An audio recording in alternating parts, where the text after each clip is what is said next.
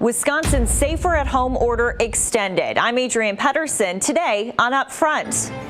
Let me be clear, this will not be like turning off a switch, but rather a dial. Governor Evers extends his COVID-19 safer at home order until May 26th. Next on Upfront, the view from the business community. Can Wisconsin businesses and their employees hang on?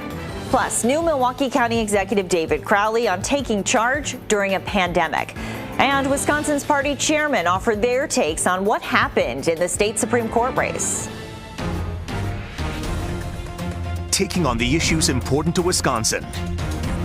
This is Upfront with your host, Adrienne Pedersen.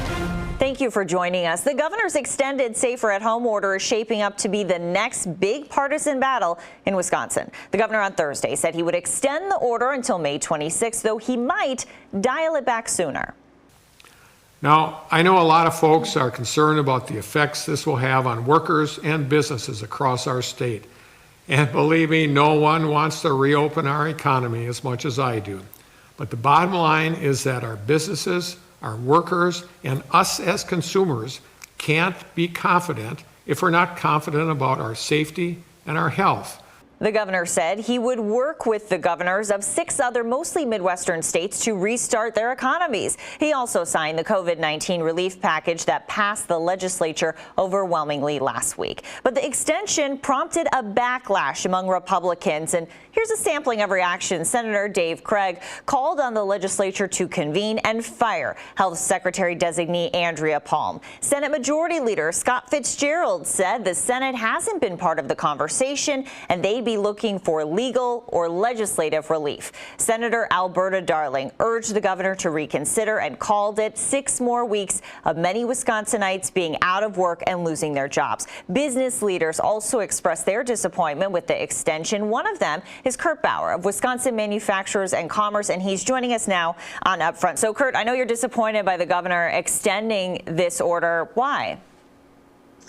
Well, we were hoping that we could begin the process of getting back to work later this week when the original order expired. We thought that based on the infection rates, based on hospitalization rates, that it was time to do so, that we have stabilized coronavirus outbreaks in the state of Wisconsin. And let's face it, it has been regionalized. It has been largely in Milwaukee, Dane County, Ozaukee, Waukesha, and it's a statewide issue, so we think that a one-size-fits-all approach doesn't work. We think that we can begin the process of responsibly and safely opening up the state if we do it regionally and by sector, because each sector, each region has a separate risk profile that I think that we can mitigate through the proper steps. What would that look like? What are some specifics in terms of businesses you think could slowly start to open?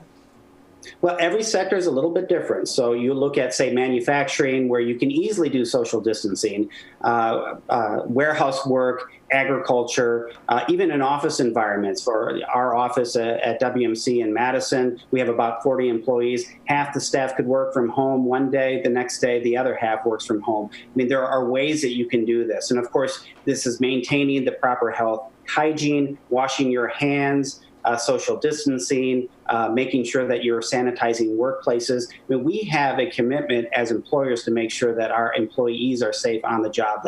That's true on any day of the week, let alone the coronavirus outbreak. So I think businesses have a commitment to making sure that their people are going to be safe on the job. And I think we can start to do that a lot sooner than what the governor thinks. Well, and how do you make sure that businesses do that? Because we have had people calling the newsroom who were concerned already, saying that businesses weren't necessarily going by the social distancing that they should be.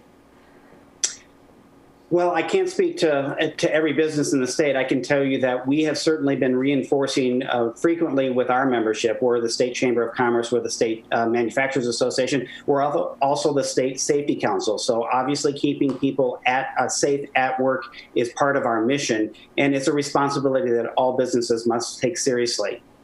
President Trump released guidelines for states reopening businesses, and he said that he didn't think states should reopen until the state sees 14 days of a downward trajectory in new cases and has robust testing.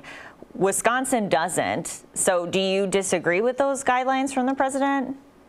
I think we were getting there. I think if you look at what the data from this week in particular, we're on the right trajectory. You're looking at Wisconsin's infection rate, Wisconsin's hospitalization rates, and the death rates are relatively small by comparison. And I don't think that they justify going all the way to May 26, which is longer than what we currently have in New York State, which has been the epicenter of the outbreak in the United States. I think that we're headed in the right direction. And one way or the other, we need to plan for what the eventual reopen looks like, because it can't be haphazard. It has to be planned. It has to be methodical. It has to be safe. And different businesses have different checklists that they have to work off of in order to get back to work. They have to contact their employees. They have to talk to their supply chain and their customers, perhaps their financial institution, to make sure that they have enough capital. There are a variety of different steps that have to take place, and we can't just do this haphazard.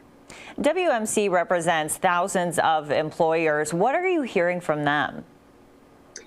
They're very concerned. We're looking at 16% unemployment rate right now in the state of Wisconsin. It's ticking up a full percentage point about every 3 days. By the end of the month, we'll be at 20%. So that's Great Depression level unemployment, and the Wisconsin Department of Workforce Development says that we're going to get to 27%. Frankly, I think we could go higher if we go the full May 26 until we reopen up. Businesses, there's a lot of anxiety, there's a lot of panic. Businesses are scared because they don't know how they're going to be able to stay open. We appreciate what Congress has done to fund during the shutdown, but I think they're frustrated that now's the time to start getting back to work.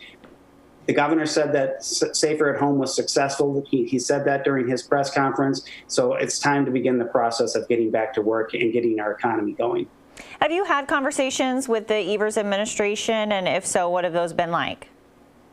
Well, we sent them a letter a week ago. We never heard back from them.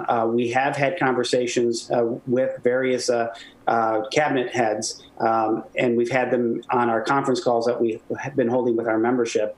Honestly, I will give them credit for doing what they have to do in order to protect lives. We think that that is of paramount concern, but our job is to also protect livelihoods. And let's not discount the fact that when you have the unemployment rate that we have now and will likely have in, say, a month, there are health, both physical and mental health concerns with with that as well. I mean, you have to look at the totality of the challenges that we face. This economy is in a free fall, and every day we delay the process of reopening means more people lose their job, more businesses go bankrupt, and we delay the process of economic recovery for the state of Wisconsin. Would you consider any legal action? There's been talk about that. I don't think that'll come from the business community. All right, Kurt Bauer with WMC, thank you. We appreciate your time. Thank you. Vice President Mike Pence will return to Wisconsin Tuesday. He'll tour the GE healthcare plant in Madison to see the production of ventilators. Coming up, new Milwaukee County Executive David Crowley on why he supports the extension of the Safer at Home order and how COVID-19 is disproportionately striking the Black community. And later, how 2 Milwaukee suburbs boosted absentee ballots during the pandemic and why the city of Milwaukee might do the same.